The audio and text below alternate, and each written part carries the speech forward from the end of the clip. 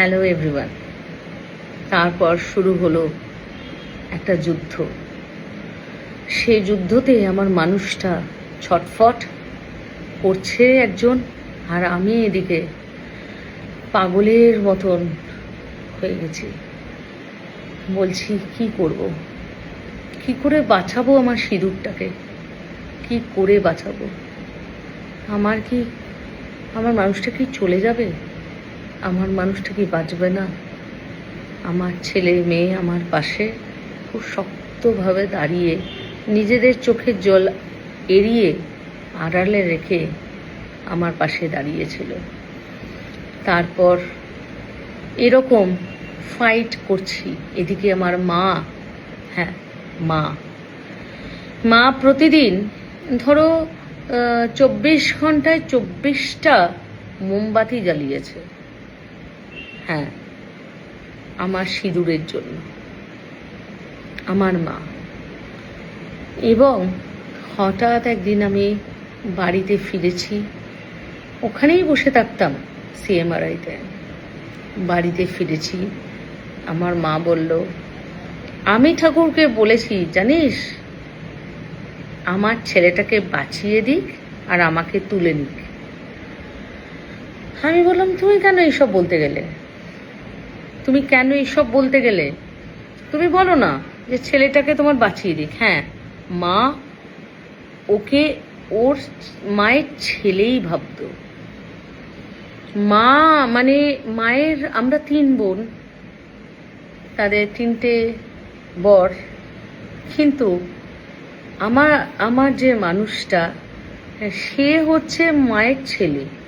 আর আমার দিদির মেজদির, আমার যে ছোটদি ভাই, তার যে বর, সে হচ্ছে একদম ভীষণ ভালোবাসে তাকে। সে হচ্ছে তার একদম অ্যাকচুয়াল জামাই, যাকে বলা হয়, ভীষণ ভালোবাসে। কিন্তু এ হচ্ছে ছেলে।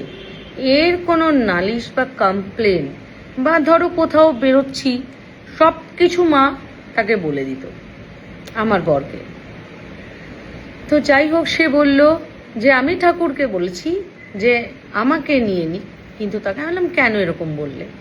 তো সে বললো, না, আমার ছেলেটা না আসলে আমি বাঁচবো কী করে? বললাম, ও আসবে, দাঁড়াও, ঈশ্বর আছে তো। কিন্তু তখনও তো আমি দোলাচল।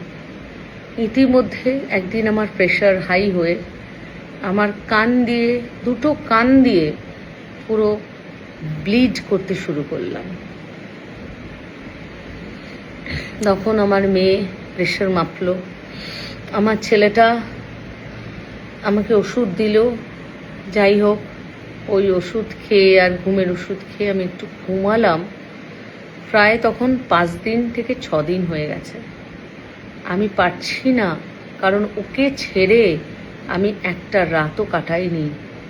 আমরা 4 জন, আমার 2 ছেলে মেয়ে, আমরা 2 জন একসাথে এক ঘরেই থাকি। তো ও ছাড়া জীবন অসম্ভব। আর মা থাকে পাশের ঘরে, ঠিক পাশের ঘরে, কারণ মাকেও তো দেখতে হয় রাতে। তো এই অবস্থায় চলল দীর্ঘ 13 দিনের লড়াই আইসিইউতে। তার মধ্যে ওর রেসপিরেটরি ট্র্যাকে অবস্ট্রাকশন, ওর অসম্ভব নাক ডাকা, ওকে সিপ্যাপ পরানো, ও সিপ্যাপ নিতে পারছে না, সারা রাত ধরে চিৎকার করছে।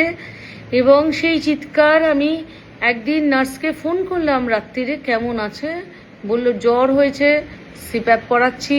এবং সিএমআরআইয়ের একজন নার্স আমাকে বলল যে, আমি বললাম যে 1 ঘন্টা বাদে আপনাকে কল করছি। তো সে বলল যে না, আপনি কল করবেন না, আমি উত্তর দিতে বাধ্য নই। আমি সাথে সাথে ছুটে গেলাম সিএমআরআইতে গিয়ে আমি সাথে সাথে উঠে গেলাম, মানে গার্ডের তোয়াক্কা না করে উঠে গেলাম আইসিইউতে। ওটা 3rd ফ্লোরে ছিল। আইসিইউতে উঠে গিয়ে দেখলাম যে অসহ্য যন্ত্রণায় একদম কাতর হয়ে আছে। সেই ভিডিওটা, মানে সেই ফটো, আমার কাছে ভিডিও নেই বাট ফটো আছে, আমি তোমাদের সাথে শেয়ার করব। সেই আইসিইউর সেই যে অসহ্য কষ্ট, সে আমাকে, মানে তার যন্ত্রণা সে আমাকে বলতে পারছে না, কিন্তু বলছে আমি খুব কষ্ট পাচ্ছি। ওই বিশাল মেশিন ওর মুখে ও পারছে না নিতে, ঠিক আছে?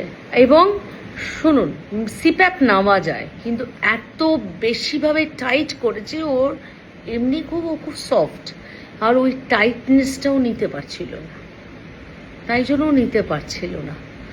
এবং আমি গেলাম, আমি গিয়ে প্রোটেস্ট করলাম, এই ভিডিওটা আমি পাবলিশ করব, আমার কাছে আছে। তারপরে কি হলো, আরও অনেক ঘটনা হয়েছে, ঠিক আছে? তো এর পরের পার্টি আমি বলছি।